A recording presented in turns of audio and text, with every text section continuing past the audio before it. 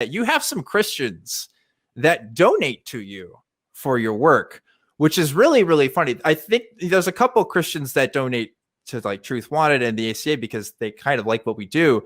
But the reasons they donate to you might be different for the reasons they donate to me. Like, can you expand on that a little bit? Like what we were talking about? Yeah, it might shock your viewers to know that David Wood actually donated $500 to my channel. And he's been a big supporter of me and some other ex-Muslims, like, for example, Apostate Prophet.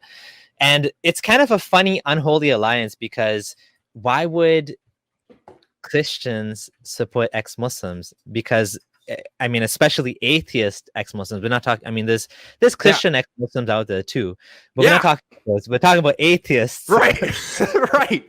And I think even David Wood has got pushback for that too. He's got pushback from his Christian fans. Why are you having atheists on your platform? And right. the reason for that is, in particular with David Wood and many of the Christians out there who follow him, is they have what I think is they have more of a problem with Islam than they have a problem with atheism. So they're willing to support ex-Muslims because we mainly focus on Islam. I mean, I do talk about Christianity too, but I'm not strong on that. Like, I don't know the Bible, and I don't know the particular issues that are worth talking about and the particular problems in the Christian community. So when I talk about it, it doesn't come across as strongly, and it's easy to rebut me because I don't know about Satan in the Bible, and the Bible is a much bigger book than the Quran. So, and there's a lot more nuance needed, and it's an older book. So there's a lot more knowledge needed to talk about the Bible than to talk about the Quran, especially if I lived the Islamic life, right? So I think because of that, and I think that in some ways to many people, I think Islam is more of a threat than atheism to them.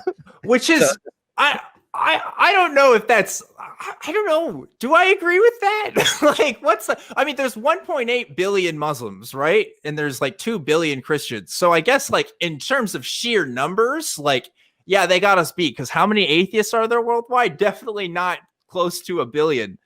So, like, I don't know. Like, I don't know how I feel about that. Like, if David Wood started donating to Truth Wanted, because I guess he wouldn't have a reason to, because I'm not.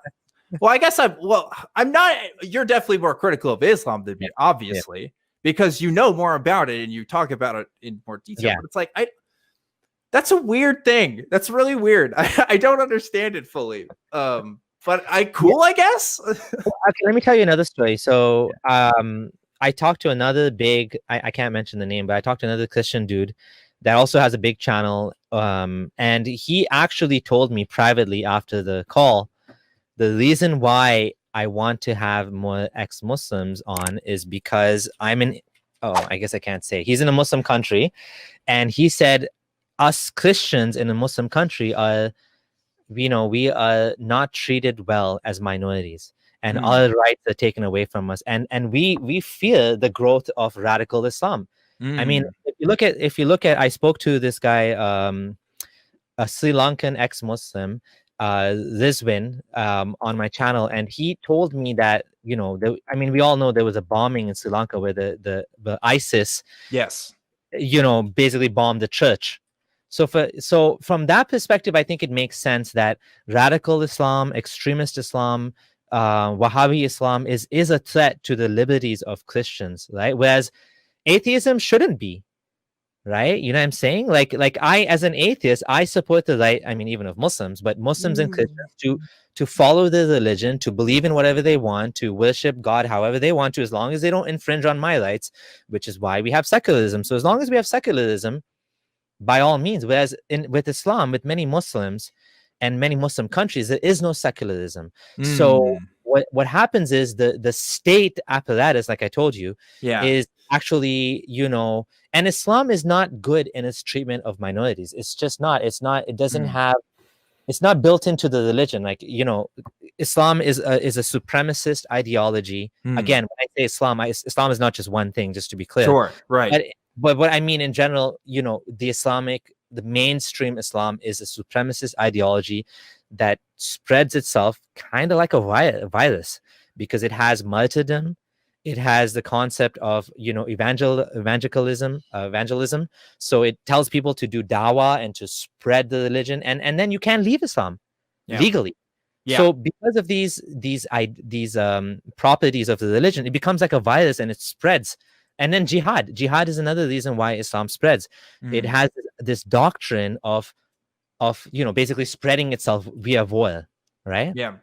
Yeah. Yeah, I can see how, because like, we have some, like, the atheist community of Austin is an atheist organization, I guess.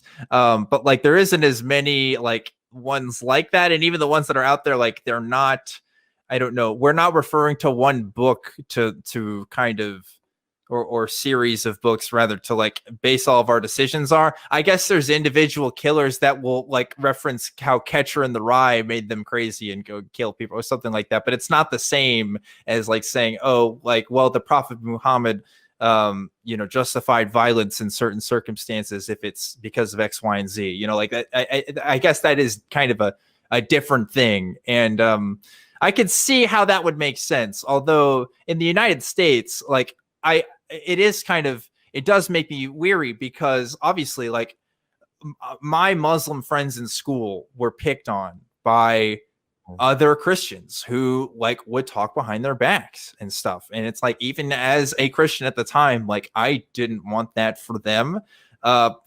Because that's just, I think there's something human there that I can relate to. And Muslims in the United States in particular are a minority and do not nearly have the political power in this country that people think that they do, or the threat to, to my safety or to the average American safety that people think they do. So like, it's this weird tension of, I want to protect my friends that are minorities that are not harming people, but at the same time, if you believe in an ideology that I am just fundamentally, just absolutely in disagreement with, that's a tension that's hard to resolve. I'm much easier to critic to Christianity because of that power dynamic. Like there's so much more power there in the United States. But yeah, can I just touch on that for a bit? Yeah, go ahead, and then let's get to some calls. Okay, so this is something I was sort of struggling. I think many ex-Muslims do struggle with this thing, because I mean, at the moment, and it's becoming a worse problem, like far right ideology is more of a risk to the safety and stability of America than say Islamic extremism. And even if you look at the number of deaths from Islamic extremists and the number of deaths from far right extremists, it's actually, the scale is not even the same scale, because in the US in particular, yes, Islamic extremism is not really an issue. The thing is, I do think that we do need to maintain God. Okay, so first of all, the way to resolve that tension is just to make it clear that we are talking about an ideology and not people. People have rights, ideas don't have rights. Yeah. We have every right to blaspheme against any religion and any God, but we do not have the rights to treat people with, to be bigoted, to treat people to discriminate people, to treat people differently simply because they belong to a certain gender, they have a certain sexuality, or they follow a particular religion or skin color. Yeah. Whatever attribute, we will treat people with dignity and respect, no matter what they believe. That's I think the way to resolve that tension. So nobody should be, demonizing Muslims, but at the same time, I do think we do need to talk about Islam, because there's always going to be a risk. And 50 people were beheaded in where was it? It just happened recently. I think it was Africa. But the problem is that the ISIS ideology is never going to go away, this extremist ideology, unless we battle the sources of Islam at the core, and we fight them. It's just never going to go away, because you have someone like George, his name is John Georgalis. He's a Greek man who was, I think he was in Texas as well. He converted from Christianity and became one of the leaders of ISIS. His wife's name is Tania Joya. She's an ex-Muslim. She left Islam. This guy, in the middle of white rural Texas, ended up becoming an ISIS member. Like, how does that happen? How is that even possible? It's possible because the Islamic texts contain a lot of rotten ideas, and that doesn't mean all Muslims are going to believe that. Of course not. Yep. ISIS is something that's held in contempt by the majority of Muslims. Muslims hate ISIS because ISIS actually kills more Muslim, ISIS and extremist ideology in general. Usually Muslims are the ones who were the victims of that. Like if you look at Boko Haram, the majority of people they took as like the captives were actually Muslims, and they killed a lot of Muslims too. So it's a problem for Muslims too, extremism. But the problem, the cognitive dissonance comes where Muslims will say this has nothing to do with Islam. And that's where we need to kind of have a dialogue and say, well, no, it actually does come from Islam. Powerful stuff. And Mm. I want to explore more ways too about like how we can do that safely and how we can do that without approaching bigotry, without approaching, ways where we can respect people's human rights